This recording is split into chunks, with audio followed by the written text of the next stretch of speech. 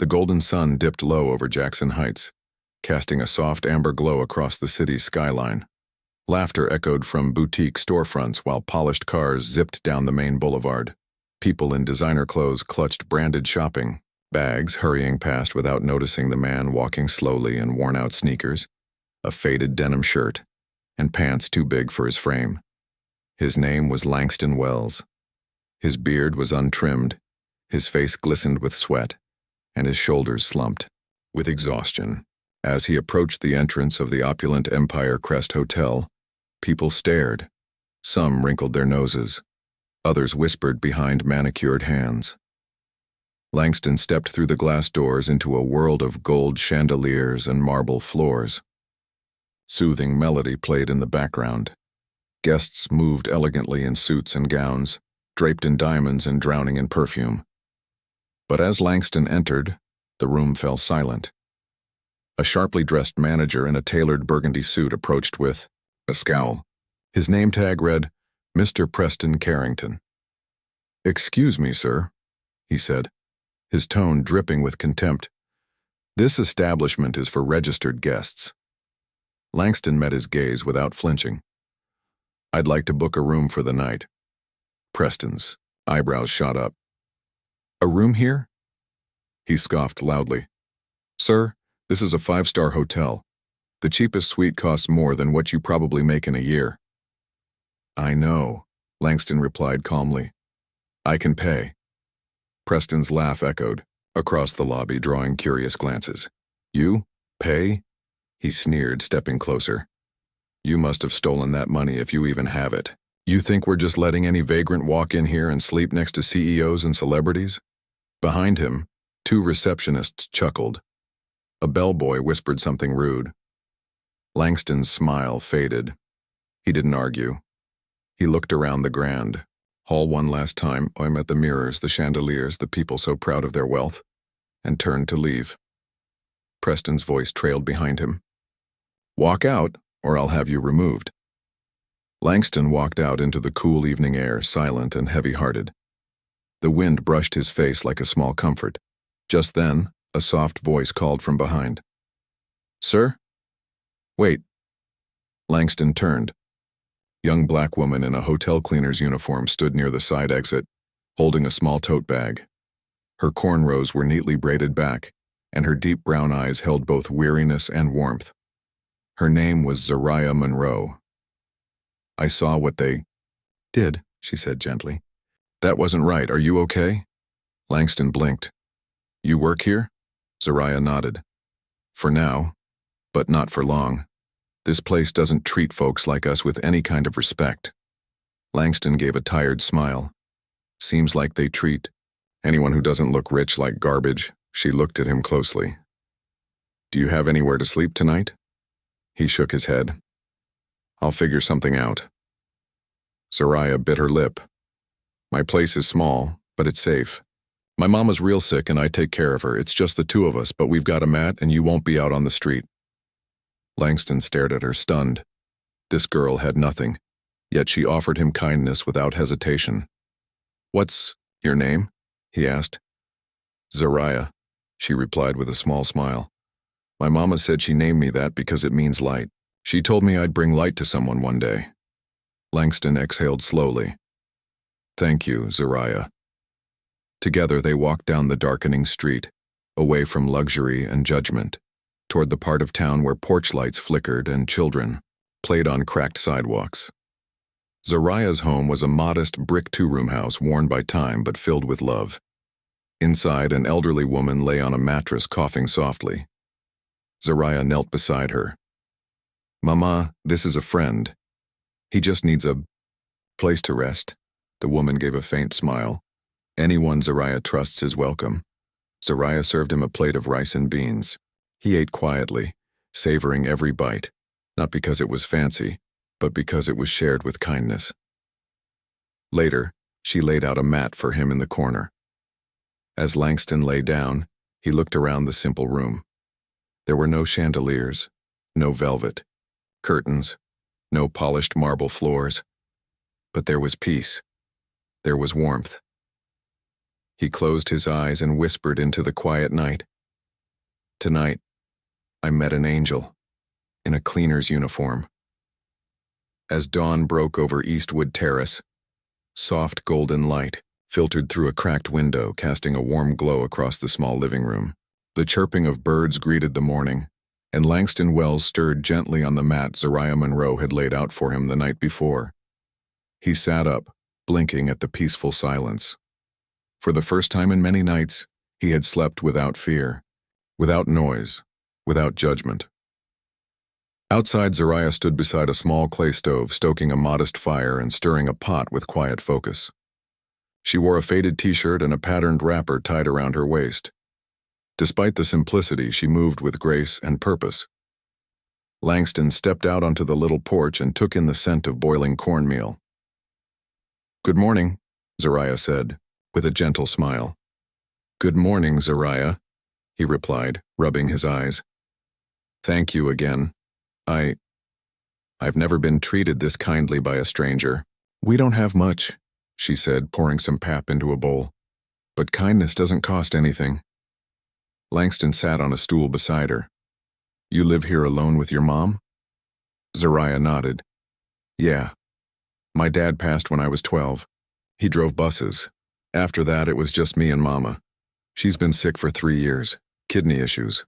I work at the hotel just to keep her medicine going." "That must be hard," Langston said, watching the steam rise from the bowl. "It is," she admitted, "but I'm not complaining. I believe that one day things will change. We just have to keep going." She handed him the bowl. The pap was hot and sweet. He sipped slowly, tasting not just the meal but the hope she had stirred into it. "This house may be small," he said after a while, "but it has more peace than that hotel ever will." Zariah chuckled softly, then grew serious. "Langston, why did you try to get a room at Empire Crest? You don't look like someone who had a plan to stay in a place like that." He hesitated, then smiled faintly. "Let's just say I wanted to see how people treat someone who looks like they have nothing." Zariah looked at him curiously but didn't push further. "Well, you didn't deserve how they treated you." Langston watched her for a moment. "Why did you help?" "Me, Zariah. You don't even know me." She turned her eyes to the fire. "Because when Mama first got sick, I was on the side of the road, crying and lost, and a stranger gave me just enough to get her to the hospital. We never saw him again.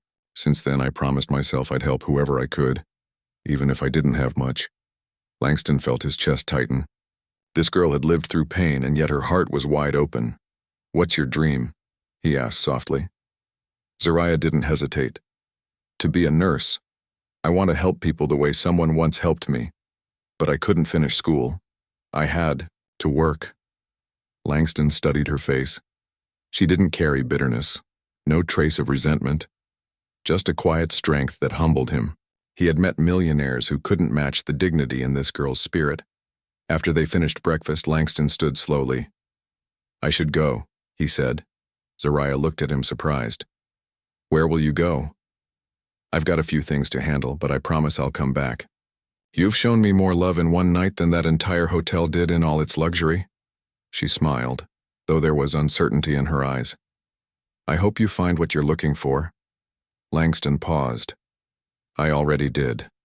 And with that, he stepped back into the sunlit morning, disappearing down the dusty street, while Zariah stood at the doorway watching until he was gone. By the time Langston Wells reached downtown, the city had come alive again, horns blaring, engines roaring, and strangers moving fast with no time to care. He slipped into a quiet alleyway and pulled out a small bag from beneath a trash bin where he'd hidden it the night before.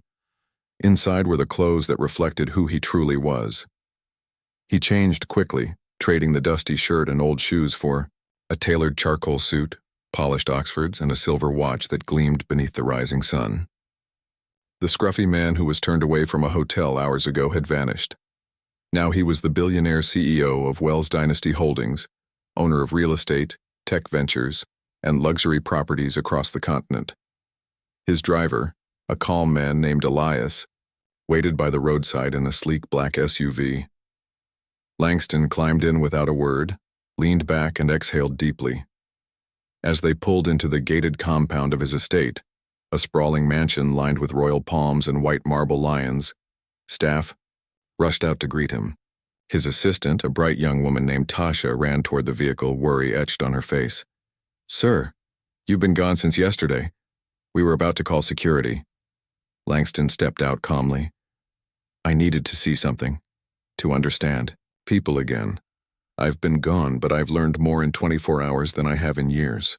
He walked into his office, a grand room with walnut-paneled walls and tall windows. Without sitting, he picked up the phone. "Mr. Brewster," he said, speaking to his longtime lawyer. "I want to finalize the paperwork. Empire Crest Hotel. I want full ownership by the end of the week." There was a pause on the line. "Yes, the same hotel that turned me away like a beggar." Langston's voice was firm but composed. "Also, look into the current manager, Preston Carrington. I want a full report. I don't care if it takes a team." After the call, he pulled out his phone again and scrolled to a number he had saved the night before. He tapped call. "Hello?" Zoraya's soft voice came through. "Good evening, Zoraya. What will you be doing tomorrow?" There was a small silence. "I'm taking Mama to Hope Care Clinic. She's been feeling weaker these days. The doctor said we need to move fast. Her kidneys are failing, but we don't have the money." Langston closed his eyes. Her voice trembled, and for the first time in a long time, something in his chest ached.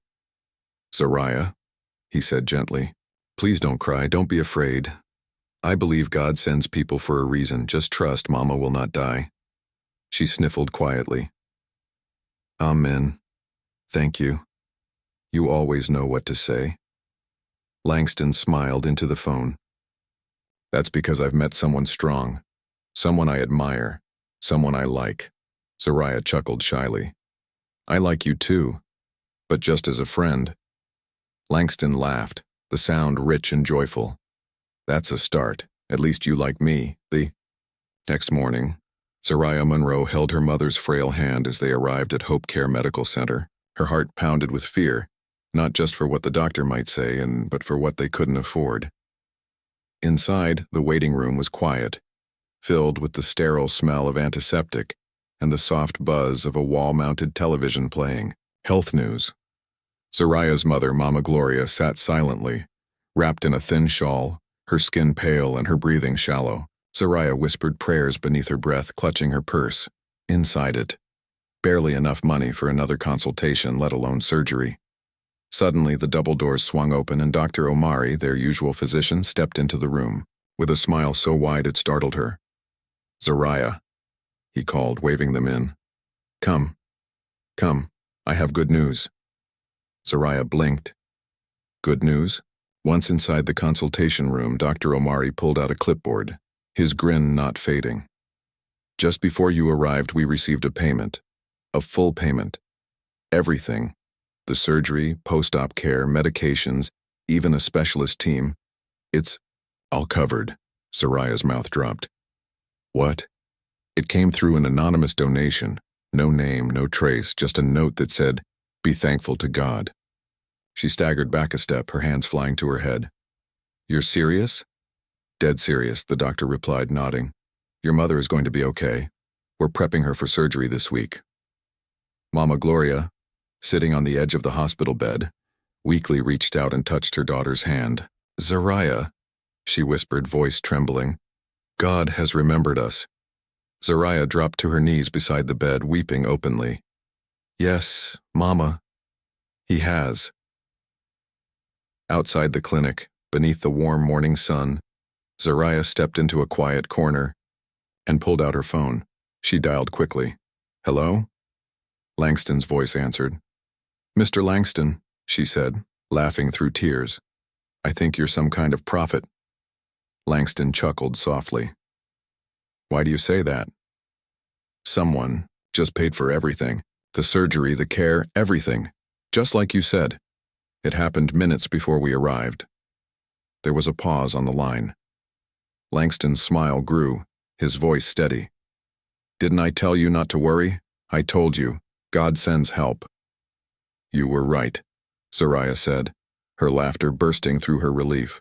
Maybe I should start calling you Pastor Langston. Langston laughed. Only if I can start calling you Evangelist Soraya. They both laughed hard, for the first time in what felt like forever. Then his voice dropped into something soft and tender. Soraya, from the first day I met you, I knew you were different. I didn't say anything then because I didn't want to rush you, but I want you to know, I love you. Deeply. There was silence. Soraya's breath caught. Her smile softened. I love you too, Langston. But, she teased gently, Mr. Loverboy, let's focus on Mama's surgery first. He laughed again. Fair enough, but just know, you've already stolen my heart. You just want to make me blush. No, Langston said, voice steady. I'm telling the truth, you are beautiful. Not just your face, your soul. You've touched me in ways I didn't think were possible. Soraya grew quiet, then said softly, I just wish I could hug whoever helped us. I want them to know how much this means. How deeply grateful we are. Langston held the phone to his ear, his eyes misty, staring out over his private garden. They saw your heart, he whispered, and they knew you deserved that miracle. I pray God blesses them, Soraya said, with peace, joy, and love, the way they gave us hope again. Langston closed his eyes. Amen. He didn't say it aloud, but in his heart he whispered, You're welcome. 2 days after the miracle at Hope Care Medical Center, Langston Wells sat on the balcony of his estate, overlooking the still water of his koi pond. The sky was pale blue, birds fluttered past the treetops, but his mind was with Soraya Monroe, her smile, her laugh, the quiet strength she carried in her eyes. He picked up his phone and called her. Hello? She answered. Soraya, he said, a smile forming. How's Mama? She's getting stronger, Soraya replied, warmth in her voice.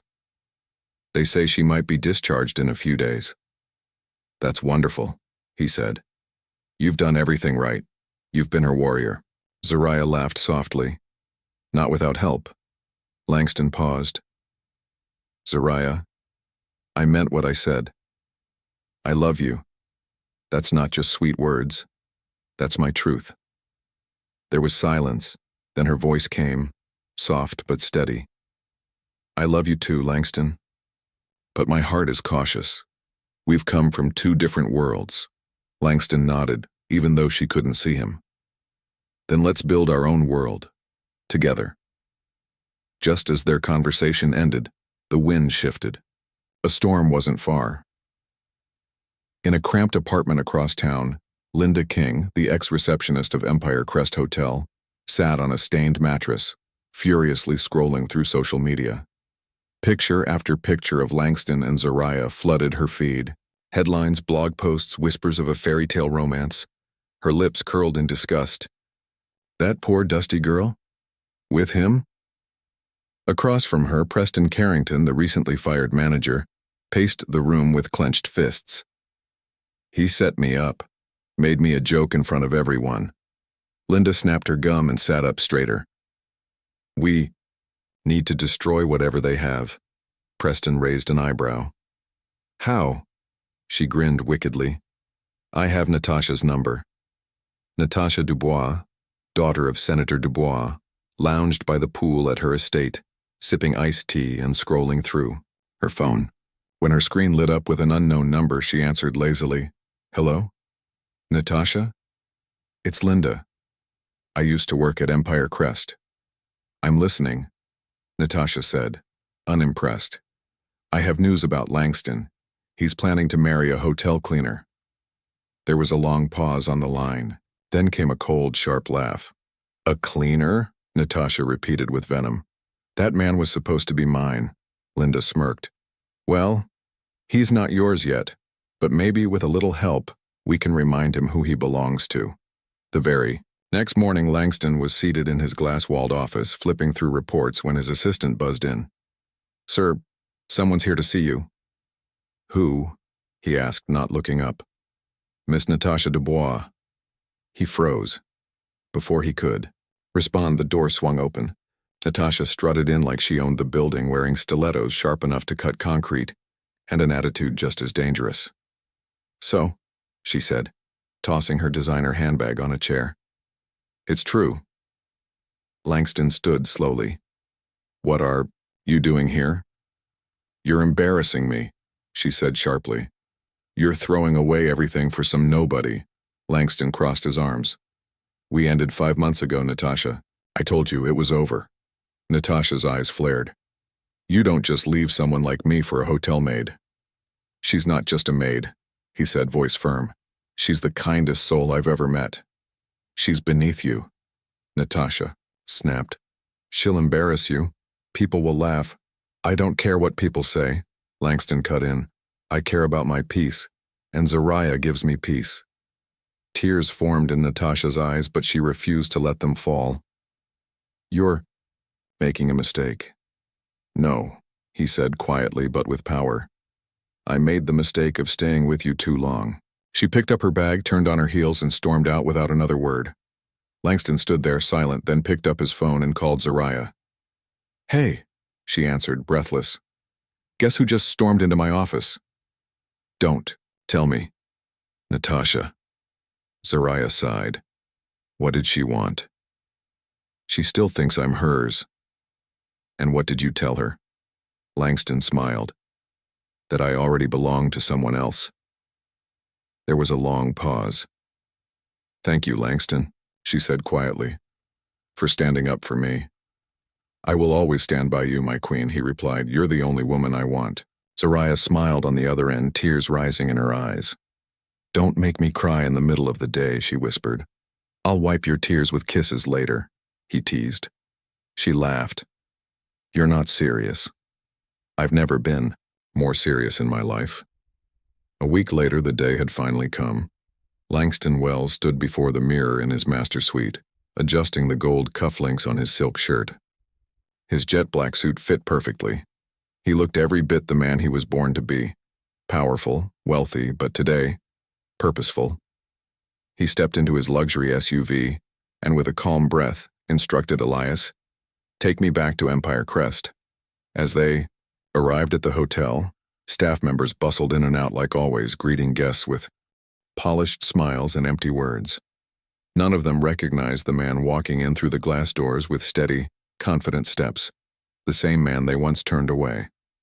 Langston moved straight to the front desk. The receptionist on duty, a young woman with heavy lashes and too much perfume, lit up at the sight of his tailored appearance. "Good afternoon, sir," she said, flipping her hair. "Welcome to Empire Crest. How can I help you?" "I'm looking for someone," Langston said calmly. "Her name is Zariah Monroe. She works here as a cleaner." The woman blinked. "Zariah?" she asked, scrunching her nose. "Why would someone like you want to see her?" Langston's eyes narrowed. "I know exactly who I'm looking for." Just then Zariah appeared from the hallway, mop in hand, wiping her forehead with the back of her arm. She froze the moment her eyes met his. "Langston?" she whispered, stunned. "What are you doing here? And dressed like that?" He smiled softly. "Calm down, my love. I'm here for something important." Zariah looked around nervously. "Langston, please don't joke like this in front of everyone. This hotel, you know how expensive it is." "I know," he said. "We own it now." Before she could respond, a man in a dark suit and glasses entered. "Mr. Brewster, Langston's lawyer." He gave a nod of confirmation. Suddenly, the former manager, Preston Carrington, hurried over with a practiced grin. "Sir, welcome to Empire Crest," he said, not realizing who he was speaking to. "We offer the best accommodations." His smile faltered as he noticed Zariah standing beside Langston. "You again?" Preston barked. "What are you doing near our guest? Go clean something before I call security." Langston's smile vanished. His voice was steady and firm. "She goes nowhere." Preston blinked, confused. "Sir, I don't think you understand." "I understand perfectly," Langston interrupted. "What I see is a manager yelling at his own staff like they're beneath him. And your receptionist," he added, turning toward the desk, trying to flirt with customers instead of doing her job. Sir, please, it's not what you think, Preston began. Brewster stepped forward. Enough. We're not here for foolishness. My client, Mr. Langston Wells, is now the official owner of this establishment. Effective immediately. The lobby fell silent. Whispers rippled through the crowd of staff and guests as jaws dropped and eyes widened. Preston's face turned pale. What are you saying? Langston stepped forward. Let's call a staff meeting, everyone, now. Within minutes, the large conference hall was filled. Housekeepers, chefs, bellboys, security, and every department head, including Preston and the smug receptionist Linda King. Langston stood at the front of the room, tall and composed. Good afternoon, he began. Some of you may not recognize me, but I walked into this hotel not long ago dressed like a man with nothing. I asked for a room. I had money in my pocket. But none of you looked past my clothes. You saw someone you thought didn't belong. His eyes scanned the crowd. You laughed at me. You humiliated me. You told me I wasn't good enough. You told me I couldn't afford to be here, not even in my next generation. You even threatened to call the police. Gasps echoed across the room. Heads lowered in shame. Langston continued, voice steady. What you didn't know is that I already owned this hotel. I was testing your hearts. The silence was heavy. But one person, he said, turning towards Zariah, one person passed that test. This woman right here gave me food when I had nothing. She gave me shelter when your luxury turned me away. She never asked who I was. She only cared that I was human. Tears welled in Zariah's eyes as she stood frozen in disbelief. Langston turned back to the staff. So today, every single person who mocked me, insulted me, or disrespected Zariah, you're fired. I will not allow this business to be poisoned by arrogance and hate. Sir, please, Linda cried out. It was just a misunderstanding. Preston dropped to his knees. It was the devil, sir, I swear. Langston shook his head. You're only sorry because you got caught, and I don't need people like you in my company. He turned to Zariah again and smiled warmly.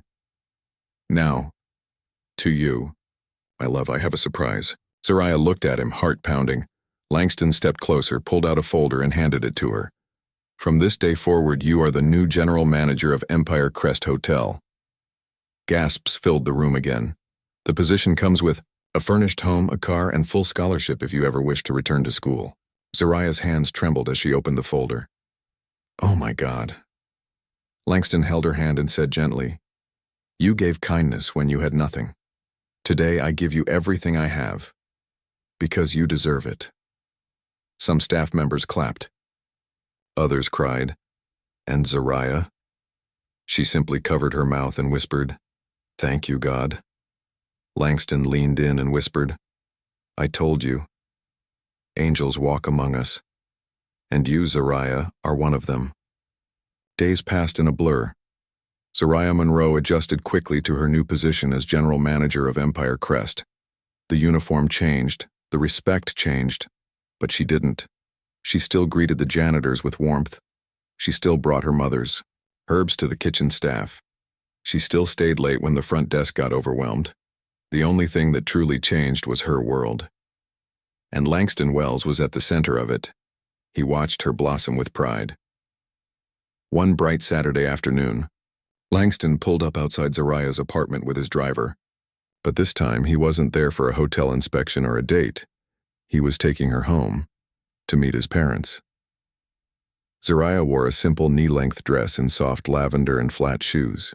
Her cornrows were tied up neatly, and she wore light gloss on her lips.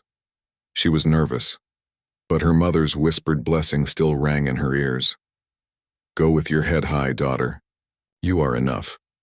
Langston held her hand as they stepped through the gates of the Wells estate. It was a mansion sculpted in glass and stone, with columns reaching skyward and fountains that danced in the sun. Zariah's heart raced. Inside, Mr. Elijah Wells, Langston's father, sat on a leather recliner reading a newspaper. Beside him, Mrs. Nadine Wells, sat poised with a cup of hibiscus tea. "Dad." "Mom," Langston announced with a cheerful grin. "Meet Zariah, my future wife." Mr. Wells stood immediately, a wide smile spreading across his clean-shaven face. He walked straight to Zariah and shook her hand warmly. "You're even more beautiful than my son described," he said. "I can already tell you've got a good heart." Zariah blushed. "Thank you, sir." But Nadine Wells didn't move. Her cup clinked softly as she set it down. "Excuse me?" she said, rising slowly. Her expression hardened. "You're marrying her?" she asked her son, incredulous. Langston's smile faded. "Yes, Mom. I love her." Mrs. Wells's voice turned cold. "You've already given her a job. That's more than enough. But marriage? No, never.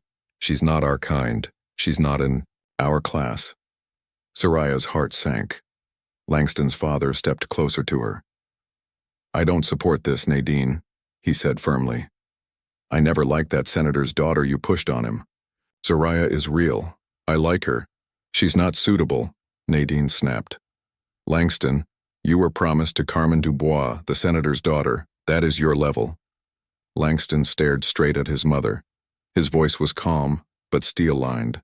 "Mom, I respect you, but you do not get to choose my wife. I love Zariah, that's final." He turned, took Zariah's hand, and led her out of the house without waiting for permission or approval. Inside the car, Zariah sat quiet, her hands twisted in her lap. "I said it," she whispered, tears forming in her eyes.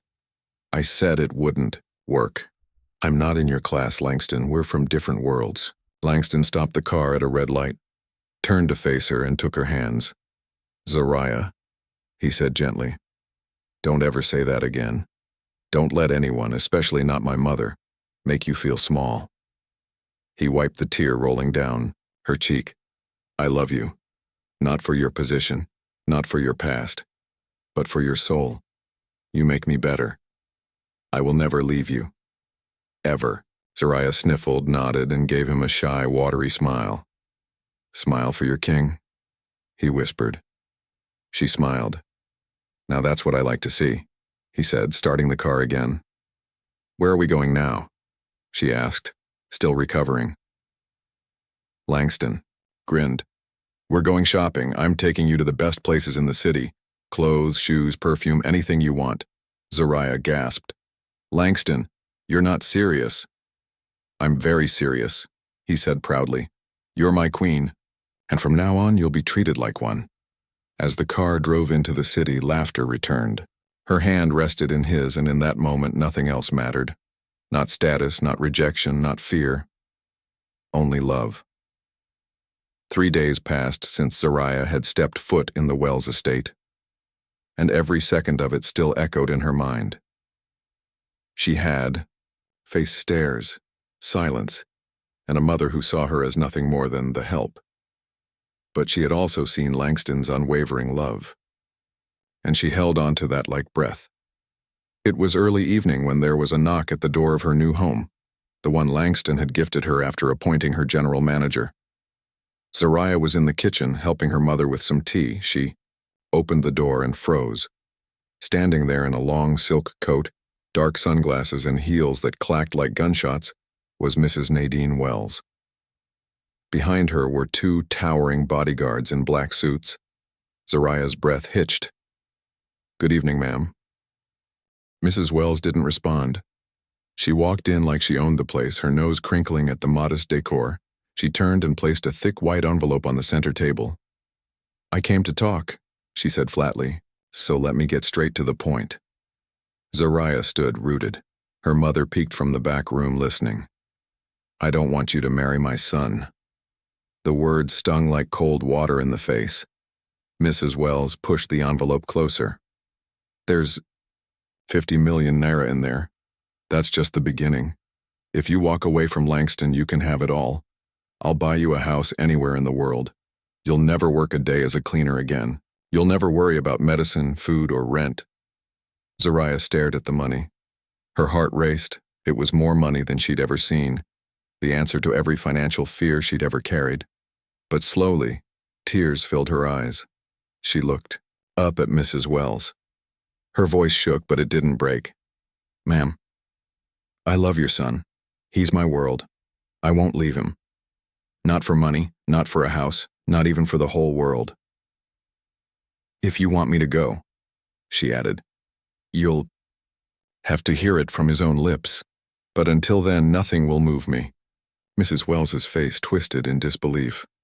"Do you understand what you're turning down? This is a lifetime opportunity." Zariah's chin rose. "Maybe, but money fades. Love doesn't. Your son is the only person who ever looked at me like I mattered. He treated me like a queen when the whole world called me a servant. I'd rather be poor with him than rich and alone." Mrs. Wells began to pace. "Do you think love pays the bills? Do you know what life as a billionaire's wife looks like? Parties, press, luxury, diplomacy. Are you ready for that?" "I may not be perfect," Zariah said softly, "but I'm willing to learn. I'm not afraid of the challenge." Mrs. Wells turned sharply. "People will laugh at us. My friends will mock me. Society will scorn us." "Let them laugh," Zariah replied. "You can't control people's mouths, but you can choose your peace. Langston is mine. I won't give him up."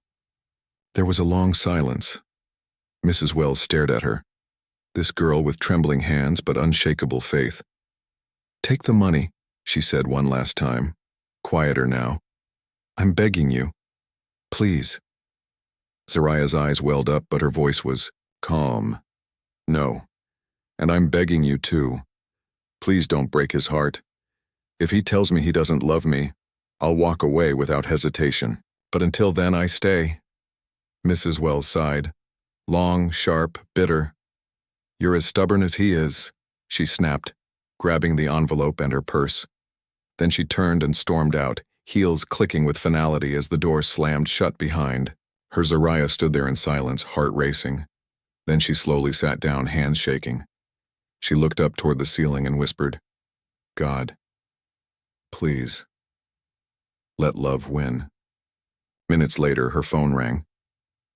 "Langston, baby," he said, urgency in his voice. "Are you okay?" "I had this weird feeling." Zariah took a breath. "Your mother came to see me." Silence. "What did she say?" he asked slowly. "She offered me money," Zariah said quietly. "A lot of it. To leave you." Langston exhaled hard. "And what did you say?" Zariah smiled through her tears. "I told her, you're my world. I will never leave you, unless you tell me to." There was a long pause. Then Langston's voice returned, soft, full, and emotional. "I will never ask you to go. Never. I love you, Zariah. So much." "And I love you too, Langston," she whispered. "Now and always." 2 days had passed since Nadine Wells left Zariah Monroe's apartment, and the air still hadn't cleared. But Langston Wells had made up his mind. That evening, he called his mother. "Mom," he said, his tone calm but unshakable. "I love you and I'll always honor you. But if you ever offer my woman money to leave me again, I will cut you off completely." There was silence on the other end. Then a cold click. She hung up. Langston didn't call back. He had other plans. Early Saturday morning, Langston stood outside Zariah's door, a rose in hand and a smile that reached deep into his soul. He knocked. Zariah opened the door in a light blue gown and simple sandals. Her afro pulled back into a soft bun. Her beauty stopped him cold. "You look unreal," he said, voice soft. "And you look like you're up to something," she replied, smiling shyly. "I am," he said, offering his hand. "Come with me, for peace, for joy, for love." She laughed, took his hand, and they got into the car. They drove for nearly an hour, leaving the noise of the city behind. The road wound through open fields, trees, and finally, a quiet garden tucked behind an old monastery. Birds sang in the trees. Flowers bloomed in colors too rich to describe. Wind danced through tall grass. Zariah stepped out and gasped. "Langston, this place is magical." "Not as magical as you," he whispered. She playfully rolled her eyes. "You just don't stop, do you?" They sat under a great baobab tree, just the two of them, talking for hours. They shared childhood memories, fears, dreams. He told her about losing his brother when he was younger. She told him about skipping meals so her mama could eat. "I've never told anyone these things," she said softly. Langston reached for her hand. "That's because no one ever saw you the way I do." Then slowly, he stood up. He slipped his hand into his coat pocket. Zariah tilted her head, confused. "Langston," he dropped to one knee. Her hands flew to her mouth. "Oh, my God. Zariah Monroe," he said, voice full of steady emotion. "From the day you gave me food and shelter, I knew you were different. You didn't see a homeless man, you saw a human being. You gave me kindness when I didn't deserve it." He pulled out a small velvet box. "You are brave. You are pure. You are love. I don't want another sunrise without calling you mine." He opened the box. A simple, elegant diamond sat inside, catching the sunlight like fire. "Will you marry me?" Tears poured down Zariah's face. She dropped to her knees beside him, laughing and crying all at once. "Yes," she whispered. "Yes, Langston, yes." He slid the ring onto her finger and pulled her into his arms. The breeze around them swirled, as if the heavens themselves were clapping. "I love you," he whispered into her hair. "I love you more," she replied, clutching him tight. Meanwhile, far across the city, Natasha Dubois was pacing like a caged lion in her suite. Her phone in hand, she scrolled through image after image of Langston and Zariah, their love now all over the internet. She screamed and threw her glass against the wall. She picked up her phone and stormed into her car. "I will not lose him," she muttered. Not to her. And in another corner of the city, Linda King, the bitter ex-receptionist, sat in a dim room, holding something in her hands, a pregnancy test. Positive. Her eyes widened. What the hell? She bolted up, snatched her phone and rushed out into the street. She was going to find Preston Carrington, the man who had promised her the world. But when she arrived at his compound, the gates were locked. The security guard shook his head. "He's gone, madam." "Gone where?" "Left the country 2 nights ago. With a woman. And her 2 kids." Linda backed away, her whole world spinning. "But I'm pregnant." The guard looked at her with pity. "Too late. He's moved on." She stumbled to the curb, sat down in shock, and whispered to the baby inside her, "Don't worry, my child, I won't leave you, even if he did." Back in the garden, Langston and Zariah stood together as the sun began to set. He held her, hand kissed her forehead, and said quietly, "Whatever comes next, we face it together." Zariah nodded. Together. Weeks passed, and the day everyone thought would never come finally arrived. It was Langston Wells and Zariah Monroe's wedding day. The garden venue overflowed with white roses, soft drapes, and golden chairs. A string quartet played gentle jazz as guests arrived. CEOs, celebrities, former classmates, neighbors from Zariah's old street, and workers from Empire Crest. Everyone who mattered was there. Zariah stood in front of the mirror, dressed in a gown that shimmered like moonlight. Her mother, Mama Gloria, adjusted her veil with a trembling smile. "You look like an angel," Mama whispered. Zariah turned, eyes glistening. "Mama, we made it." "Yes, baby," Gloria said, pressing her forehead against her daughter's. "God is good." Outside, Langston stood at the altar in a clean midnight blue tuxedo. His father stood beside him with pride in his eyes. Even Mrs. Nadine Wells was there, quiet, reserved, but present. Her pride swallowed, her soul humbled. Then came the moment. Zariah walked down the aisle slowly, arm in arm with her mother. As she stepped forward, everyone rose. Whispers of awe rippled through the crowd. Langston couldn't stop smiling. She was everything. When she reached him, he took her hands. And for a moment, the world disappeared. The pastor's voice rang out, steady and powerful. "Langston Wells, do you take Zariah Monroe to be your lawfully wedded wife?" "I do," he said with a full smile. "With all my heart." "Zariah Monroe, do you take Langston Wells to be your lawfully wedded husband?" "I do," she said through joyful tears. "Forever." They exchanged rings. They kissed as husband and wife, and the crowd erupted in cheers. Later that night, they moved into a new estate. Not Langston's old mansion, but a fresh start they built together. The place was filled with light, laughter, and portraits of their journey. Zariah launched her dream, a free health center for women and children in the heart of the city. Langston funded every brick, every bed, every nurse. She named it the Gloria Care Center in honor of her mother. Everywhere they went, they inspired others, not just because of the wealth or fame, but because of their story. A story about choosing love over status, kindness over cruelty, faith over fear. As for Natasha Dubois, she stayed abroad, watching the wedding through her phone screen. Bitterness clung to her like perfume gone stale. "I lost him," she whispered, dabbing her eyes with a trembling hand. "And I have no one to blame but myself." Linda King sat alone, rocking her newborn, wondering how life could have turned out so differently. And Preston Carrington, he was last seen running a small roadside motel in another country, far from the luxury he once lorded over others. But in the world that mattered, the world of hearts, Langston and Zariah had won. They laughed, they prayed, they built, they raised a family rooted in truth and grace. Their love became a living testimony.